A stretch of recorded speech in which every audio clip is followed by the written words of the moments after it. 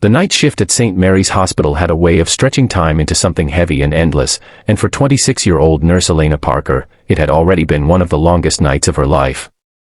The fluorescent lights hummed above her as rain tapped against the tall windows, blurring the city into streaks of silver and gray. She had just finished checking vitals in the ICU when the call came through: emergency trauma, male, late 30s, severe blood loss from a car accident on the highway. The paramedics rushed him in moments later, his face pale, his shirt soaked in crimson. Doctors moved with sharp urgency, calling out numbers and instructions, machines beeping in a tense rhythm that made Elena's heart pound in sync. "We're short on O negative," someone shouted, and the blood bank confirmed what everyone feared: they were critically low after a multi-vehicle pileup earlier that evening. Without hesitation, Elena felt something inside her settle into calm resolve. She knew her blood type. O negative. Universal donor. She had always joked that it was her small superpower. Now it wasn't a joke. It was a lifeline. While the team stabilized the stranger, she quickly completed the necessary forms, her hands steady despite the storm of emotion around her. She had donated before, but never like this, never knowing that somewhere just beyond the curtain, a man's life was hanging in the balance. As she lay back in the donation chair, watching the dark red flow through the tubing into the collection bag, she whispered a quiet prayer, not for recognition, not for reward, but simply that he would live. She didn't know his name. She didn't know his story. She only knew that someone, somewhere, would be shattered if he didn't make it through the night. Hours later, after the transfusion was complete and the man was stabilized, Elena slipped back into her duties as if nothing extraordinary had happened. That was the thing about nurses: they performed miracles in silence and then moved on to the next patient. By dawn, exhaustion weighed on her shoulders, but there was a fragile relief in the air. The stranger had survived surgery. He was in recovery, sedated but stable. As she gathered her things to leave, she paused outside his room. Through the glass, she saw him for the first time without the chaos surrounding him. He looked younger now, peaceful despite the bandages and 4 lines. A small photo had been placed on the bedside table. Paramedics must have retrieved it from his wallet. It showed him kneeling beside a little girl with curly hair and bright eyes, both of them laughing at something beyond the frame. Elena felt a tug at her heart. So he was a father. That simple fact made the night's choice feel even more profound.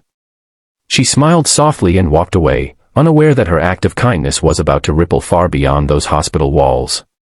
2 weeks passed. Life returned to its normal rhythm of long shifts and quiet heroics. Elena never expected to hear from the man again. Then one afternoon, the hospital administrator called her into his office. Waiting there was a tall man in a tailored suit, still bearing faint scars along his temple. His presence was calm but commanding, the kind that turned heads without effort. When their eyes met, something flickered, recognition not from memory, but from meaning. "You're the nurse who donated blood," he said gently. His voice carried gratitude so deep it felt almost tangible. Elena blinked, surprised. "It was nothing," she replied instinctively. He shook his head. "It was everything." He introduced himself as Daniel Hayes. The name meant nothing to her at first, but it meant everything to the rest of the city. Founder of a multi-million-dollar tech company. Philanthropist. Widowed single father to 6-year-old Lily, the little girl in the photo. He explained how doctors had told him that without the immediate transfusion, he wouldn't have survived the surgery. How his daughter had almost lost her only parent. His voice cracked when he spoke of Lily sitting beside his hospital bed, clutching his hand and begging him not to leave her. Elena felt her throat tighten. She hadn't saved a millionaire. She had saved a father. And to her, that mattered infinitely more. Daniel didn't come bearing grand gestures that day. He came with sincerity. He asked about her life, her dreams, and listened in a way few people ever did. She admitted she had always wanted to start a community blood donation awareness program, especially in underfunded neighborhoods, but lacked the resources. Daniel's expression changed, not with surprise, but with decision. "Let's build it," he said simply. Within months, the Hayes Foundation partnered with St. Mary's to launch a citywide initiative that educated communities about the power of donation. Billboards carried Elena's message, not her face, at her request, but her words: "1 pint can save 3 lives." Schools, churches, and businesses joined the cause. Blood shortages decreased dramatically. But Daniel's gratitude didn't stop there. He invited Elena to meet Lily, the little girl whose world had almost shattered. The first time they met, Lily ran up and hugged her tightly, whispering, "Thank you for giving me my daddy back." In that moment, Elena realized that sometimes the smallest acts carry the greatest weight. As weeks turned into months, Elena and Daniel's paths crossed often, not out of obligation, but out of shared purpose. They organized drives together, visited hospitals, and spoke about compassion in action. The city admired the millionaire who funded change, but those who looked closer saw something else, a man deeply humbled by a nurse who had given without asking. And somewhere along the way, between strategy meetings and charity events, a quiet bond began to grow. Not the dramatic kind born of fairy tales, but the steady, grounded kind built on respect and gratitude. Daniel admired Elena's unwavering heart.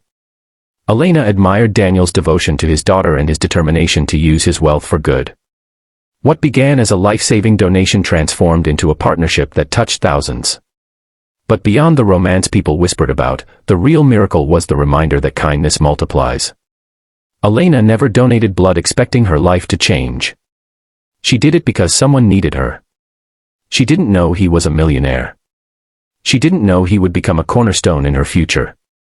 She only knew that doing the right thing rarely requires recognition. And Daniel, despite all his wealth, discovered that the most valuable gift he ever received wasn't bought, it was given freely, in a quiet hospital room, on a stormy night. If this story moved your heart, remember that you have the power to change someone's life in ways you may never fully see. A simple act of compassion can echo for years, touching lives beyond imagination.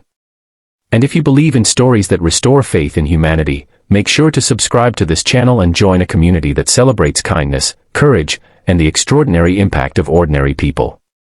Because sometimes, the greatest love stories begin not with wealth or status, but with a single drop of red that reminds us we are all connected.